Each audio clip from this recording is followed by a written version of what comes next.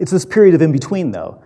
It's this period where day becomes night, or in the morning where night becomes day. It's this place, this moment, this threshold of moving from one place to another. And we have these all over the place, right? We have outside the building, inside the building. We have outside the group, inside the group. But in both of those, there's like that middle place where you're just walking through the door and you don't know quite, am I inside or outside? Right? Am I inside the building or am I outside the building? Am I inside this group or am I outside of this group? Life and death. Some of you may have had the honor of being with someone as they died. And there's a place where that loved one, where that friend, maybe where that stranger, they're no longer living, but they're not dead either. They're in that middle place. It's a threshold place, what we call a liminal moment. That place that's in between. And we see this all over the place. We can light this candle, and we can say, okay, well, I know that when I light this candle, there's going to be a flame, but there's a moment between unlit and lit. There's that lighting moment, that liminal moment in between where it's not one or the other, but it's becoming. And in that becoming, well, just notice what you notice. So I'm going to take this, I'm going to put it over here in the candle. Notice what you notice.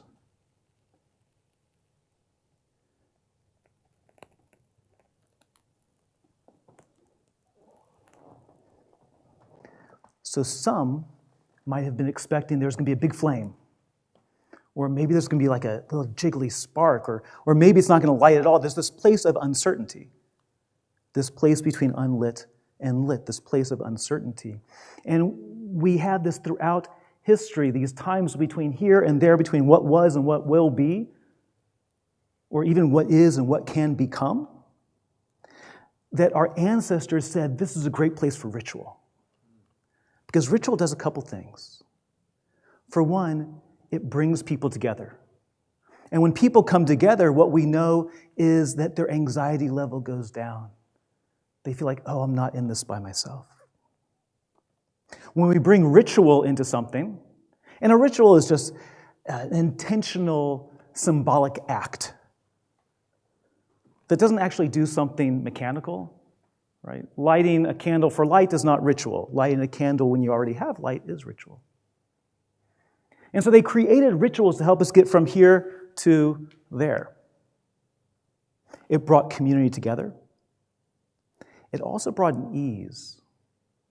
Now, our ancestors didn't know this, but ritual actually lowers the cortisol levels in our body. It improves our memory. It helps us with deep thinking. So there are benefits to bringing ritual into life. Also, it creates what I like to call like a soul muscle memory. A soul muscle memory that if I do this ritual every time the sun goes down, then I get in my body that, hey, it's going to be okay when the sun comes down. Things are going to be okay when that person moves from life to death. These liminal moments are these precious times that could be filled with anxiety, thinking about the trauma of the past or the anxiety of what could be in the future. So ritual helps us reduce the stress, and it helps us be right now.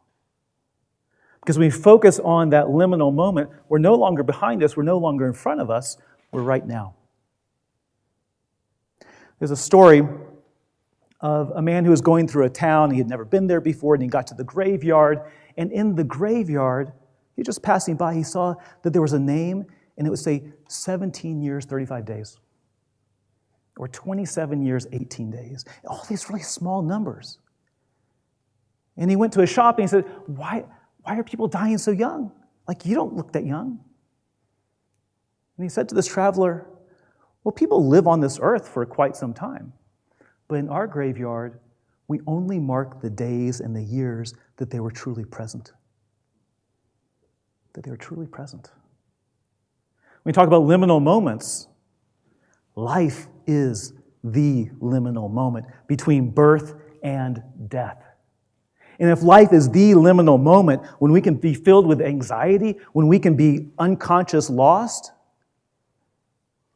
wouldn't it be cool if we could bring a little more ritual into our lives before our flames go out? Thank you.